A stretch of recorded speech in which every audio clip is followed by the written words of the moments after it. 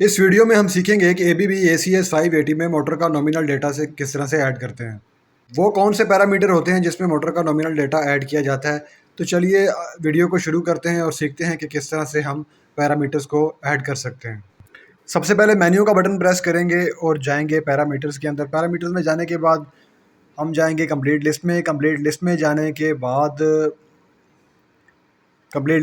के बाद हम जाएंगे 99 पैरामीटर के अंदर, यानी कि मोटर डाटा। पैरामीटर 99 में जाने के बाद सबसे पहला जो पैरामीटर आएगा वो आएगा मोटर डाटा का, यानी कि मोटर टाइप। मोटर टाइप जो हमारे हमने रखनी है दोस्तों, वो रखनी है एसिंक्रोनस मोटर। ये पैरामीटर जो है बहुत इंपॉर्टेंट पैरामीटर है। मोटर की जो टाइप आपने चूज़ करनी है वो काफ़ी सोच समझ कर चूज़ करनी है, क्योंकि हम इंडस्ट्रीज में जो मोटर यूज़ करते हैं 3 फेज़ इंडक्शन मोटर ही एसिंक्रोनस मोटर होती है। तो हमारे पास जो मोटरें अमूमन यूज़ हो रही होती हैं वो induction Motors asynchronous type Motors होती हैं। तो हमने उसी मोटर को सिलेक्ट करना है। यहाँ पे एक ज़रूरी फैक्टर बताना चलूँ कि मोटर का जो जो नॉमिनल डेटा होता है, यानी कि मोटर की नेम प्लेट। तो मोटर का जो नॉमिनल डेटा हमने ऐड करने के लिए सबसे जो अहम चीज़ हमें ज़रूरत होती है वो मोटर की नेम प्लेट होती है। तो मोटर की नेम प्लेट के ऊपर जो डेटा मौजूद होता है मोटर का, वही हमने VFD को देना होता है, उसी को हम नॉमिनल डेटा कहते हैं।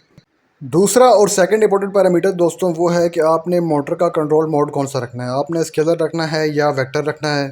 वेक्टर मोड पर रखने के बाद आपको इसकी आईडी रन करना पड़ेगी, जबकि स्केलर मोड में आपको इसकी आईडी रन की इतनी खास ज़रूरत नहीं पड़ती, ना ही आईडी रन डिमांड करता है वो। उसके बाद पैरामीटर आता है मोटर नॉमिनल करंट का। दोस्तों ये वो पैरामीटर है कि जिसमें हम मोटर का करंट सेट करते हैं। वही करंट आपने इस पर सेट करना है जो कि मोटर की नेम प्लेट के ऊपर गिवन है।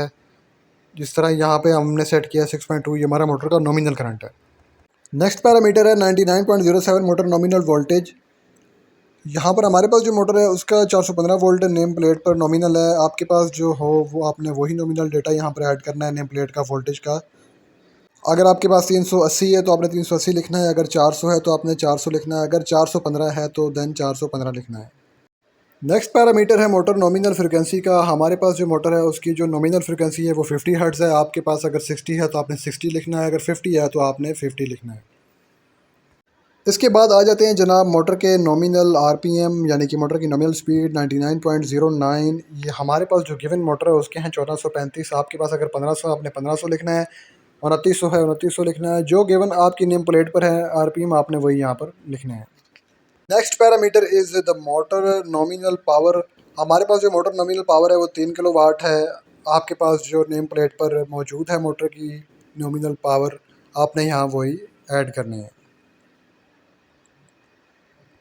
उसके बाद के जो दो पैरामीटर हैं वो एक है हमारा पावर फैक्टर का और दूसरा जो है वो टॉर्क का। स्केलर में इन दोनों चीज़ों की चंदा ज़रूरत नहीं पड़ती, लेकिन वेक्टर में आपको ये दोनों चीज़ें देनी होती हैं।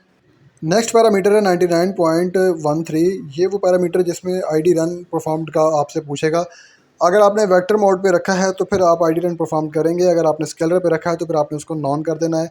नेक्स्ट पैरामीटर मोटर के पोल्स का होता है कि आपकी मोटर 2 पोल है, 4 पोल है, 6 पोल है, कितने पोल है। और उसके बाद जो आपका पैरामीटर है वो है मोटर फेस ऑर्डर है 99.16।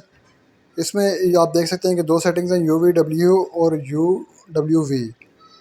इस पैरामीटर की मदद से आप बगैर मोटर के कनेक्शन तब्दील किए यहाँ से आप मोटर के डायरेक्शन को चेंज कर सकते हैं।